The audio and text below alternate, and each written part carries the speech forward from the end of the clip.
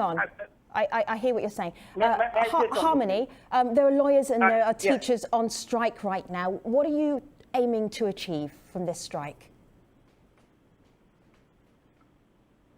We communicated to the government since the 9th of May 2015, this is more than 1 year ago, the things that we're not happy about, and the government kept silent.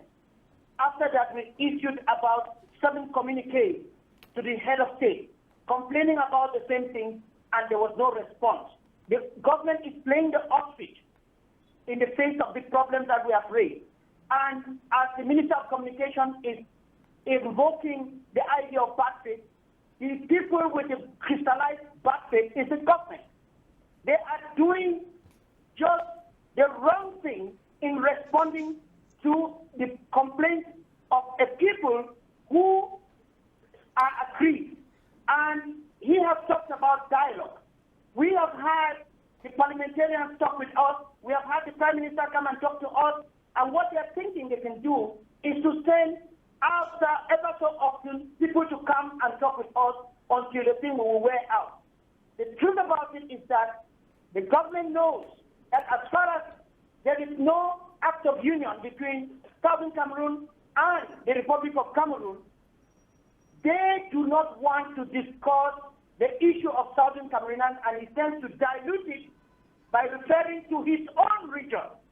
I would like to ask the minister, when you escaped from Cameroon after you were harassed in this country by this government, and you met us in the Bronx, the language you gave out against the President of the Republic, is that the same language you are maintaining now that you have been rehabilitated and made a minister after disposing of your party virtually?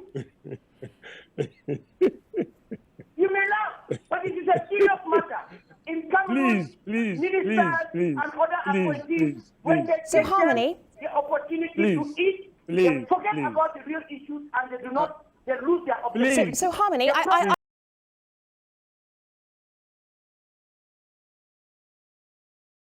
Nous sommes également allés chercher la seconde surprise de ce programme de Recto Verso. Monsieur le ministre, nous étions exactement en juin 2004, cela fait 10 ans, le 27 juin précisément, dans une radio urbaine de Yaoundé nommée Magic FM. Le programme aussi est connu, Démocrature, présenté par un journaliste que vous connaissez, Roger Kiyek de Kiki.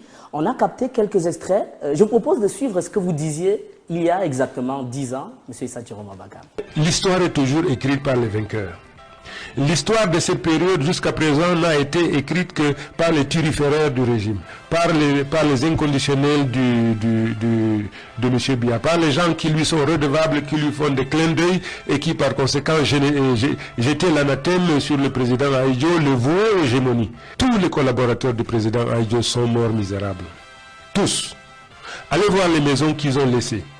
C'est vraiment des taudis. C'est 2 fois rien. Le détournement était inacceptable sous le règne du président Ahidjo.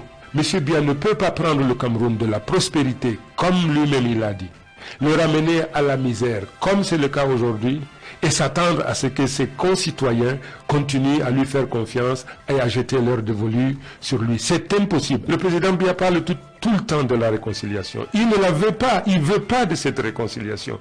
La dépouille du président Ahidjo se trouve encore à Dakar. Il paraît que sa famille s'oppose à son au rapatriement de la dépouille. Je n'en sais rien, mais c'est pas vrai. C'est pas vrai. Le président Biya ne s'appartient pas. Le président Biya est un bien national.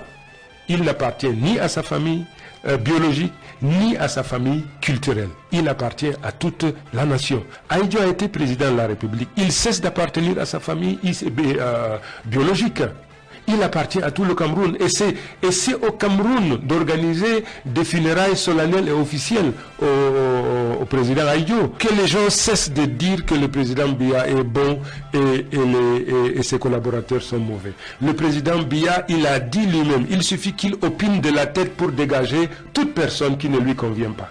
Il n'a que les gens qu'il veut et qui travaillent comme il veut. Qu'on cesse donc de faire des autres des boucs émissaires. Le responsable de la situation, puisque le président Biya est le seul comptable, ou de la prospérité ou de la misère. tous les ministres, tous les collaborateurs du président Biya sont comptables devant le président Biya. Il est aussi comptable de la paix, le président Biya. Mais aujourd'hui, vous dites que nous sommes en paix. Le Cameroun est calme. Et s'il y a paix, c'est la paix des cimetières.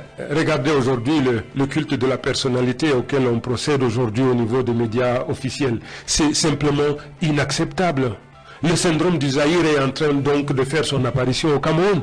Il faudrait que ce peuple baroudeur se réveille, qui se dise non. On doit construire la prospérité basée sur la solidarité, basée sur l'équité, sur la justice, et non aujourd'hui sur des mensonges grotesques et de l'assimilation. Voilà quelques extraits frôlés. Thank you, madam. I totally and completely disagree with what the lawyer said. I'm a politician, I'm a political leader. I am free to choose my way. And if I am wrong, this is my problem. This is not your problem. I will never allow you to be a dictator who will tell me what I have to do.